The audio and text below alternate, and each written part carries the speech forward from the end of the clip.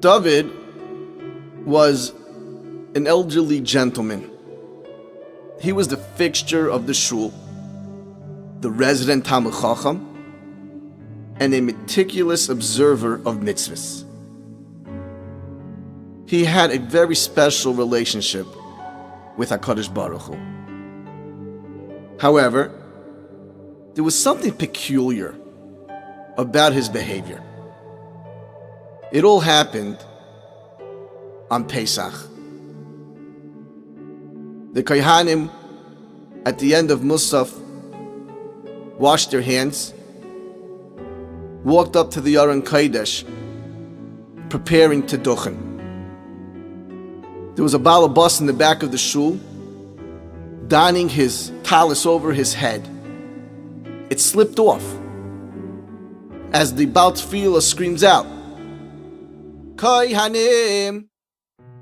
The Baal Habas sees from the corner of his eye David looking to the back, to his right, to his left, and runs out of shul.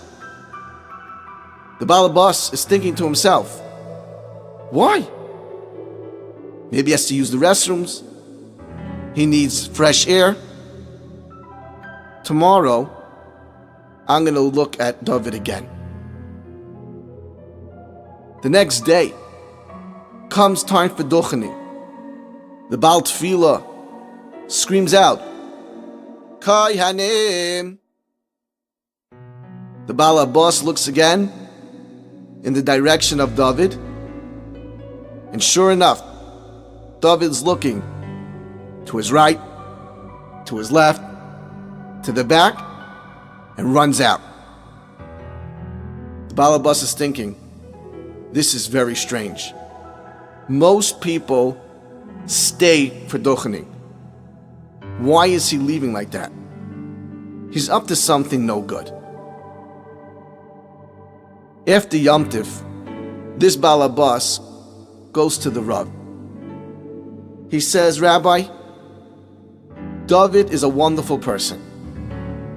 We all know he's so devoted to his davening, to his learning, to his mitzvahs. But I saw in Pesach something strange. When it came time for duchening, he would leave the shul. Can you look into it? The Rav says definitely. I didn't realize it, but I will look into it. The following Shabbos after Pesach, the Rav goes over to David. He says, do you mind? I would like to invite you for the Shabbos day meal. David lived alone. He says, of course. Comes to the house for the Suda, and they enjoy a festive meal. Zemiris, Divrei Torah, good conversation.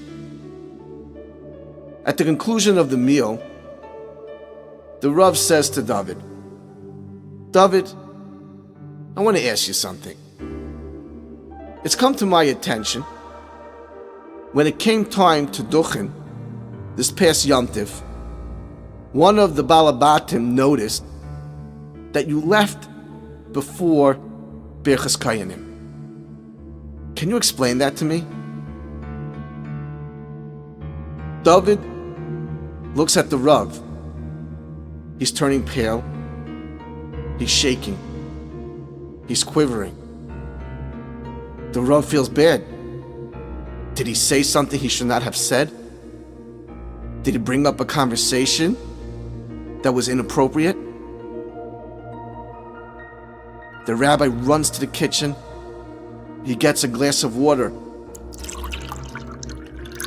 He brings it to David. He says, here, drink. David takes a sip. He puts it down. He says, Rabbi, I'm going to tell you the truth. I didn't think anybody noticed, but it's about time I shared with you my story. He rolls up his sleeve. He says, "You see these numbers?" The Rav nods his head. He says, "Yes. You went through the war." He says, "Let me tell you what that meant." He says, "I was 17 years old. The Nazis, Yamach Shemam V'Zichram, rounded me up together with my friends and my family.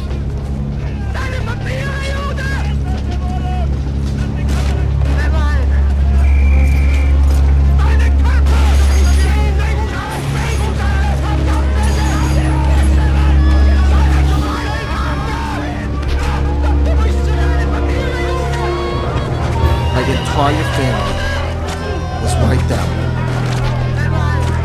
I was put into Auschwitz. And in this death camp, there were a few of us. And there was a leader of our group. His name was Yaakov. Yaakov was a little bit older than us. We called him our rabbi. We made sure that every Friday night we made Kiddush. We took the morsels of food that we collected from the week and we made Kiddush. We sang Zemiris.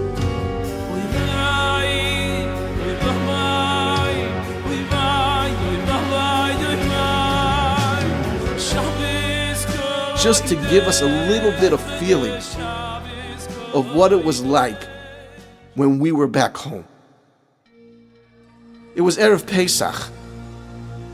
We were anticipating maybe we'll be free, but it didn't seem likely. Yaakov says, "We are going to have matzahs." We laughed at him. "What? Here? In Auschwitz? Matzah?" Yaakov said, "Yes, we're going to have matzahs. We'll barter some of our food for flour, and we're going to bake 2 matzahs." So it was. They were able to barter their food in exchange for flour, and they baked 2 matzahs for Pesach. They were able to get grapes for wine, for Daled Kaisis. We gathered the Seder night on the floor of the barracks. We didn't have Haggadahs, but Yaakov knew the words Baal Peh, by heart. We followed him, word for word. We sang the traditional songs.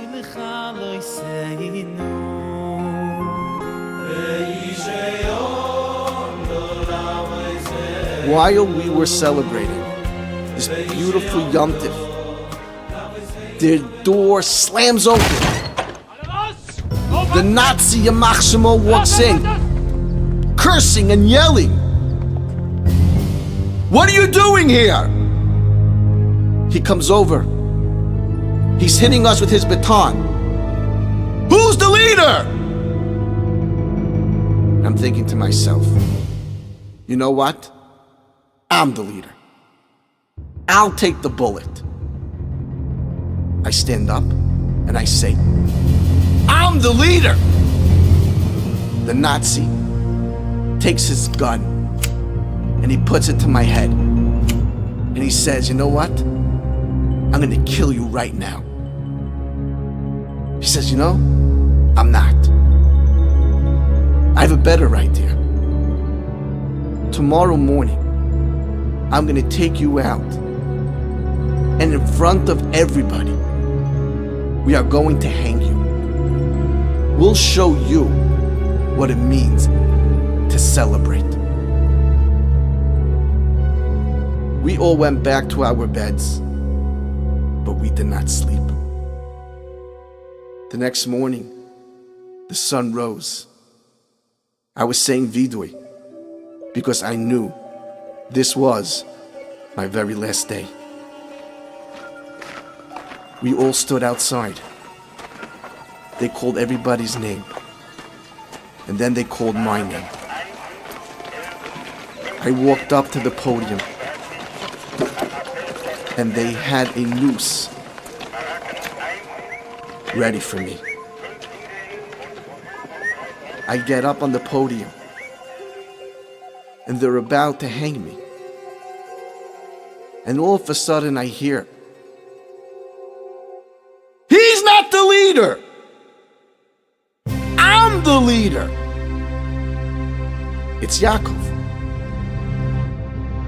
Yaakov gets up to the podium. He tells the Nazis, "This guy's not the leader. I'm the leader. I'm the one you want."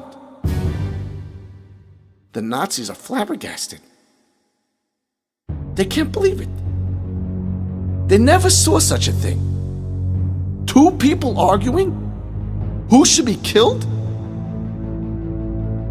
After a few minutes, they tell us, "Forget it.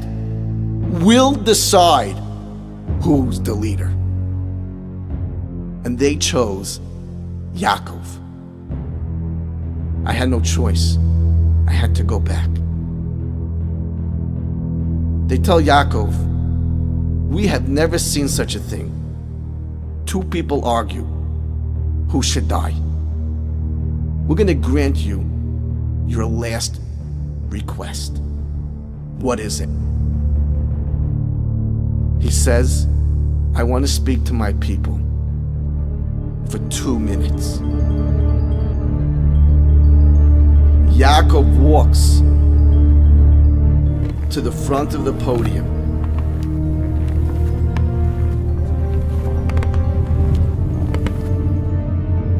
Raises his hands, and in the most melodious, sweet, and soft tune, he begins, "Yevarechecha Hashem v'yishmerecha." And we all begin to chant with him. And we're all swaying together. I'm thinking to myself, I never knew Yaakov was a Kohen.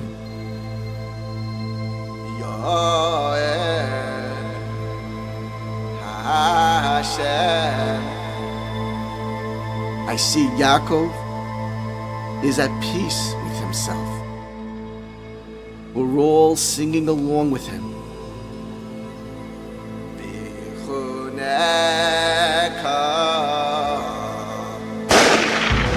They shot him! And Yaakov crumples to the floor. With my own eyes, I feel the ash in my mouth. And I'm thinking to myself, how could the Ribono Shel Olam do this? We tried so hard to keep his mitzvahs in the barracks, in the camps of death. And this is the way he leaves this world? I said, if I am ever liberated, I am not going to observe Hashem's Torah. Several months later, we were indeed freed. It was the first Shabbos. It was reaching Shkia. And I told myself, I am going to violate the Shabbos.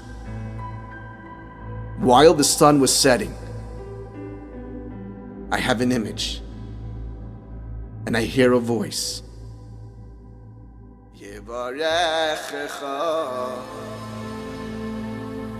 And I see Yaakov swaying, and I see he's at peace with himself. How could I violate the Shabbos? I can't do it. And I kept Shabbos. Following Shabbos, I was about to eat something treif. I'm about to bite in, And once again, I hear,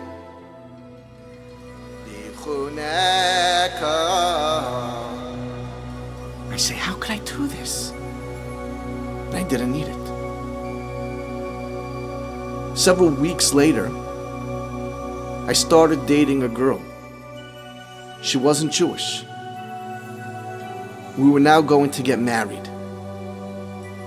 Once again, I see this clear image of Yaakov standing on the podium with his hands stretched out, swaying and singing melodiously and softly.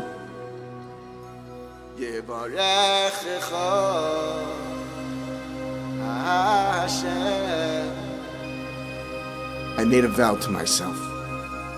I will not. I am going to do tshuva.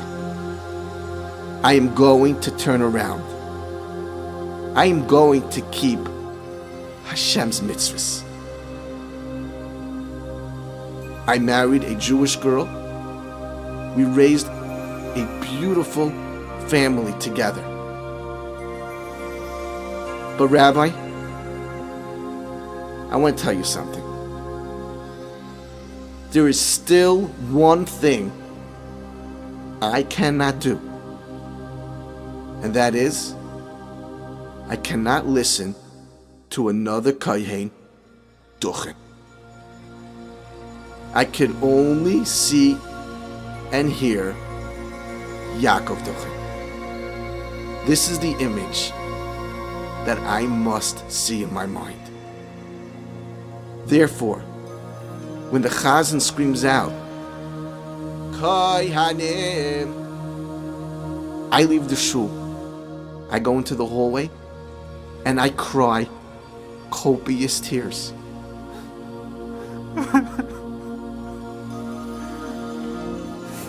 And I hear and I see the image of Yaakov saying for the very last time,